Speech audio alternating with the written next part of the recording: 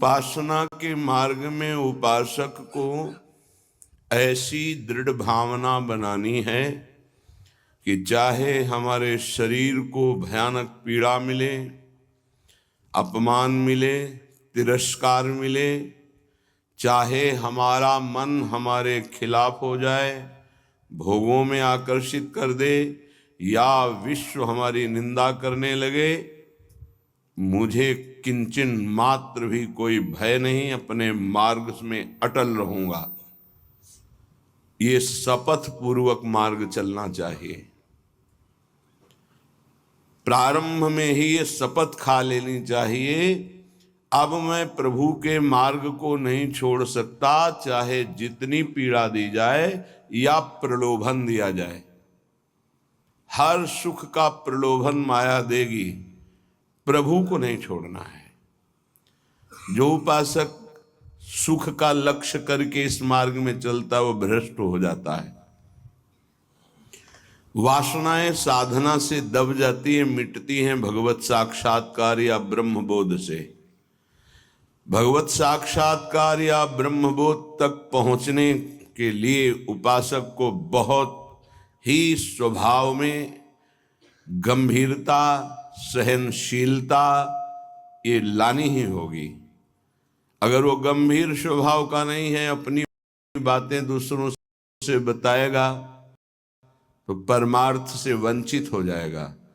अनुभव की बातें या अपनी कमी की बातें दोनों नहीं बतानी। इष्ट देव जान रहे हैं, गुरुदेव जान रहे हैं, दूसरा कोई हमारे हृदय का परिवर्तन नहीं कर सकता। अगर हमारे हृदय का परिवर्तन कर सकता है तो हमारा आराध्य देव कर सकता है। आराध्य देव सर्वज्ञ है, इसलिए मुझे कहने की जरूरत नहीं। जो अनुभव हो रहा है उसे गुप्त रखो, क्योंकि वही अनुभव परमात्मा साक्षात्कार की मंजिल दृढ़ कर देगा। अगर अनुभव बताने लगे तो खाली हो जाओगे, परमार्थ में चलने की योग्यता खो दोगे। इस बात को धैर्यपूर्वक समझिए। चाहे जितना कष्ट हमें मिले, शारीरिक या मानसिक, हम प्रभु के मार्ग को अब छोड़ने वाले नहीं। ये शपथ खानी चाहिए। हम प्रभु के मार्ग में जैसे हैं वैसे ही चलेंगे। जितना सुधार प्रभु कराते जा रहे हैं उतना होता जा रहा है। हम प्रभु के मार्ग को नहीं छोड़ेंगे, चाहे जैसी परिस्थिति आ जाए। हम गिर सकते हैं, फिसल सकते हैं, लड़खड़ा सकते हैं, पर ना तो रुक सकते हैं और ना लौट सकते हैं। ये शपथ खानी चाहिए। अगर ये निष्ठा नहीं है तो फिर बहुत बड़ा भयावह दृश्य उपस्थित करेगी माया, भीतर और बाहर से। समय आएगा आप लड़खड़ा जाएंगे। आपको प्रलोभन ऐसा मिलेगा कि आप इसे छोड़ करके माया में रमण करें। प्रलोभन में बहुत मिठास नजर आती, पर होता बहुत जहर है। सकामता उत्पन्न होते ही जो जलन होती है वो सकामी पुरुष नहीं जानते, वो भगवत मार्ग के पथिक जानते हैं कि कामना कितना बड़ा जहर है और कैसे जलाती है रात दिन। इसलिए उपासक को निष्कामता पर ही अपनी स्थिति स्थापित करनी चाहिए। सकामता को तत्काल काटना चाहिए। अगर सकामता रही तो 20 वर्ष साधन करने के बाद भी वो भ्रष्ट हो जाएगा। इस शब्द को बहुत सूक्ष्मता से अनुभवपूर्वक बोल रहे हैं। छोटी सी दबी हुई वासना 20 वर्ष साधन करने के बाद भी वो अपना प्रबल रूप धारण कर लेगी और साधक को गिरा देगी। ढूंढ ढूंढ कर अंदर की वासनाओं को नाम जप के द्वारा भस्म किया जाता है। भजन के बल से उनका हृदय से पूर्ण अनादर करना होता है। अनादर ही उनका नाश है, आदर करना ही अपना नाश है। बस ये ध्यान रखना है। सकामता ही हमारा पतन है, निष्कामता ही हमारी स्थिति है। धैर्यपूर्वक सहन करना ही यात्रा है।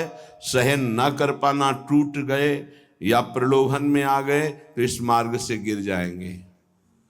देखो श्रीपाद प्रबोधानंद जी महाराज कैसी निष्ठा का वर्णन करते हैं, धाम की निष्ठा। कह रहे हैं कि छिद्देत खडशः इदम यदि मे शरीरम घोरा विपद विततयो यदि वा पतन्ति हाहंत हाहंत न तथापि भूयात् वृंदावनादितर तुच्छ पदे पिपाशा। बहुत उच्च कोटि की वृंदावन की निष्ठा है श्रीपाद प्रबोधानंद जी की। बलिहारी है इन महापुरुषों की कि इन्हीं के वचनों की जूठन पाकर अपने हृदय में कुछ निष्ठा आती है। नहीं तो ये शरीर राग हमें धाम निष्ठ, गुरु निष्ठ, नाम निष्ठ, भगवत निष्ठ ये नहीं होने देता। इस शरीर संबंध ही भगवत संबंध दृढ़ नहीं होने देता। अनंत जन्मों से हम भटक रहे हैं इन्हीं शरीरों के संबंध में।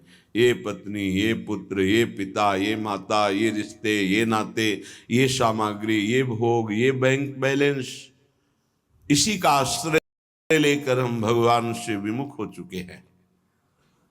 कैसी अद्भुत निष्ठा। छिद्देत खडसा इदम यदि में शरीरम घोरा विपद विततयो यदि वा पतंती। यदि मेरे शरीर को पीड़ा पहुंचाई जाए वृंदावन में, अस्त्र शस्त्रों के द्वारा छेदन भेदन किया जाए, तो भी मैं कभी वृंदावन को नहीं छोड़ सकता। ये बात समझनी चाहिए। बहुत बड़ी उपलब्धि है, बहुत बड़ा सौभाग्य है यदि आपको यहाँ एक दिन भी वास करने को मिल जाए। फिर जिनको आजीवन वास मिल गया है तो दुर्भाग्य है कि वो प्रिया प्रीतम का चिंतन नहीं करते हैं, सत्संग नहीं सुनते, श्री जी की लीलाओं का गायन चिंतन नहीं करते, व्यर्थ में समय नष्ट करते हैं। दिव्य कृपा हो गई वृंदावन वास की, पर उसका लाभ नहीं ले पा रहे। वृंदावन बसिकै इतनो बड़ो सयान, जुगल चरण के भजन बिन निमिष न दीजे जान। पलक झपकने के समय को निमिष कहते हैं।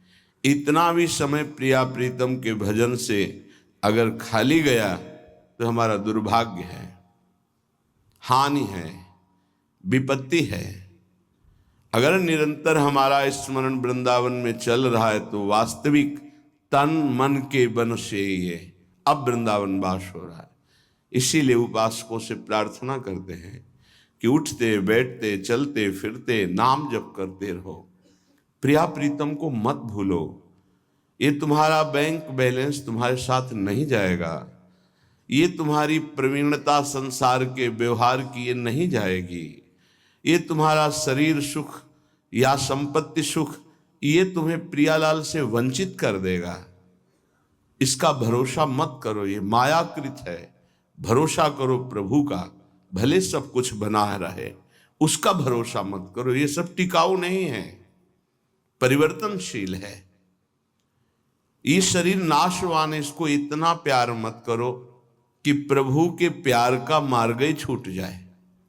कैसा मंद बुद्धि हो जाती है उपासक की, कैसा विचार हो जाता है कि वो शरीर पोषण के लिए, इंद्रिय भोगों के लिए प्रभु को छोड़ देता है, धाम को छोड़ देता है। ऐसा है, वो धाम को छोड़ देता है, प्रभु को छोड़। एक विषय, एक इंद्रिय मन के साथ मिलकर ऐसी ठगाई की कि प्रभु से विमुख कर दिया, धाम से विमुख कर दिया, गुरु से विमुख कर दिया। तभी कहा शपथ पूर्वक इस मार्ग में चलना चाहिए। हम तो आए नहीं, हमें लाया गया है। यदि लाया गया है तो अब समझ में आया कि मेरे ऊपर कृपा हुई तो मैं शपथ खाता हूं कि अपने प्राण त्याग सकता हूं, लेकिन अपना मार्ग नहीं। पक्का। पर आजकल शपथ भी ऐसे ही खा ली जाती है, उसकी सत्यता, उसका निर्वाह करना बहुत कठिन हो जाता है। प्रतिज्ञा, शपथ, इस सब में खवाई जाती है। अगर किसी भी डिपार्टमेंट में है तो उसको शपथ खवाई जाती है, आप ये गुप्त बात कभी किसी को नहीं बताएंगे, आप ऐसे चलेंगे, आप राष्ट्र की रक्षा करेंगे, आप शपथ खाइए कि धर्म पूर्वक, सत्य पूर्वक अपने राष्ट्र के लिए प्राण समर्पित करेंगे। आप तो परमार्थ के प्रतीक हैं, अनंत ब्रह्मांडों के स्वामी के चरणारविंद के समीप परम पद प्राप्त करना है, तो आपको तो शपथ खानी ही होगी। क्यों? यदि शपथ पूर्वक नहीं चलोगे तो आपको माया भ्रष्ट कर देगी। शपथ पूर्वक चलने पर है कि गिरूंगा, लड़खड़ा जाऊंगा, लेकिन पैर से नहीं चल पाऊंगा, तो घसील के चलूंगा, लेकिन चलूंगा प्रभु की तरफ ही। अर्थात बिल्कुल योग्यता न रह जाने पर भी हम प्रभु के ही मार्ग में रहेंगे, हमको प्रभु से अब कोई अलग नहीं कर सकता। ये निश्चय करो, इसमें बहुत बड़ी सामर्थ्य है। यदि हम परमार्थ को स्वीकार किया है, चाहे गृहस्थ में हो चाहे विरक्त में हो, अब चाहे हमारे शरीर को काट दिया जाए तो भी अंतिम समय हम राधा ही बोलेंगे। हमारे जीवन का उद्देश्य प्रभु ही है।